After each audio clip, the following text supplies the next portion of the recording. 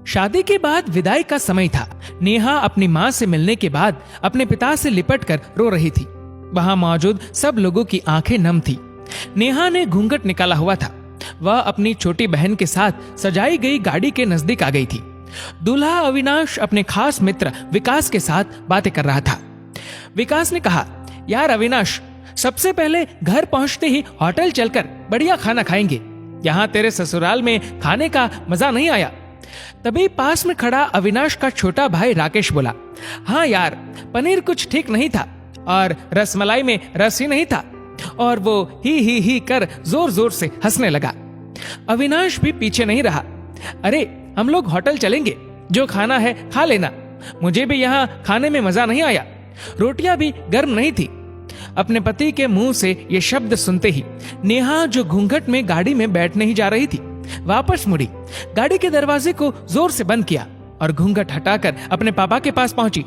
अपने पापा का हाथ अपने हाथ में लिया और बोली, मैं ससुराल नहीं जा रही पिताजी, मुझे ये शादी मंजूर नहीं।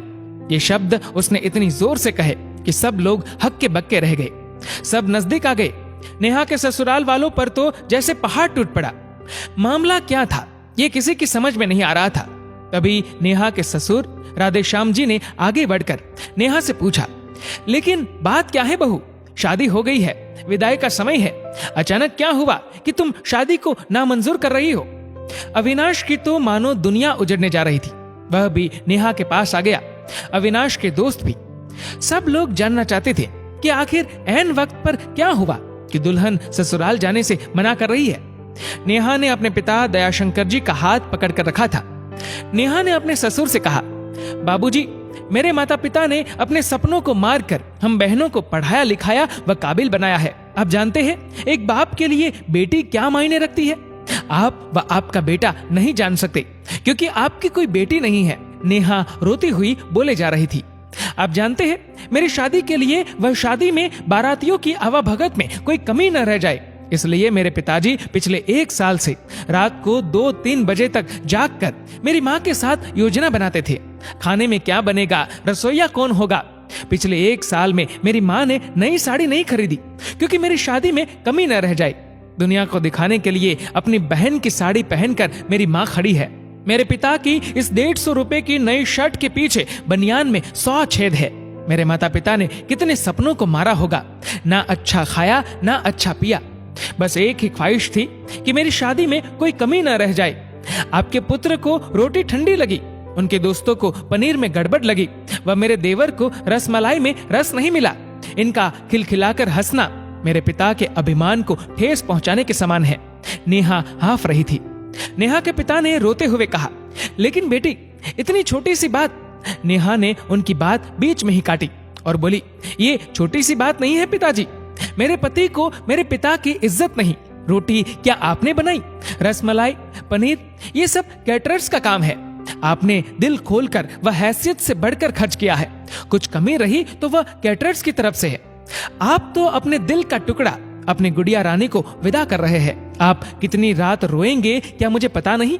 माँ कभी मेरे बिना घर से बाहर नहीं निकली। कल से वह बाजार अकेली जाएगी। जा पाएंगी? जो लोग पत्नी या बहू लेने आए हैं वह खाने में कमियां निकाल रहे हैं। मुझ में कोई कमी आपने नहीं रखी। ये बात इनकी समझ में नहीं आई। दयाशंकर जी ने नेहा के सर पर हाथ फिराया।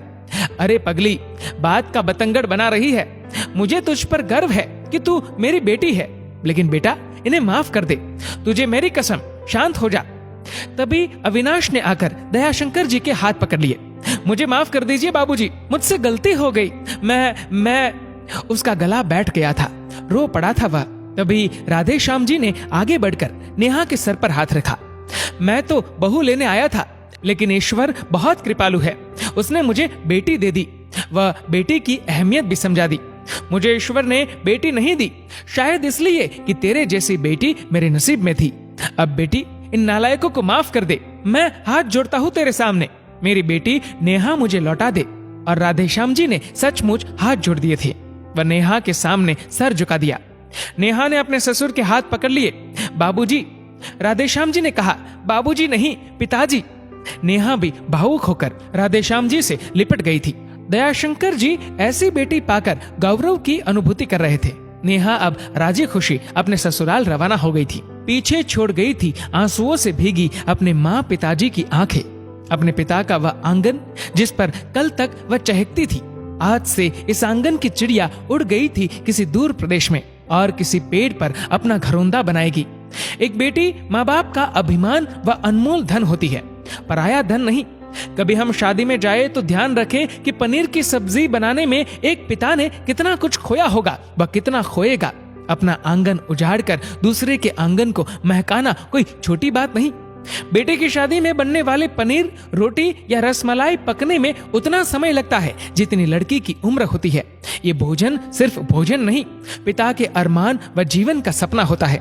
बेटे की शादी में बनने वाले पकवानों में स्वाद कई सपनों के कुचलने के बाद आता है व उन्हें पकने में सालों लगते हैं। बेटे की शादी में खाने की कद्र करें। दोस्तों, इस वीडियो को लेकर आपकी क्या राय है नीचे कमेंट करके जरूर बताएगा। और अगर आपको वीडियो अच्छा लगा हो तो इस वीडियो को लाइक करेगा, शेयर करेगा ज्यादा से ज्यादा लोगों तक। और ऐसे ही और भी इंस्पिरेशनल वीडियोस के लिए सब्सक्राइब करें हमारे यूट्यूब चैनल को और फेसबुक पर फॉलो करें हमारे पेज को। धन्यवाद।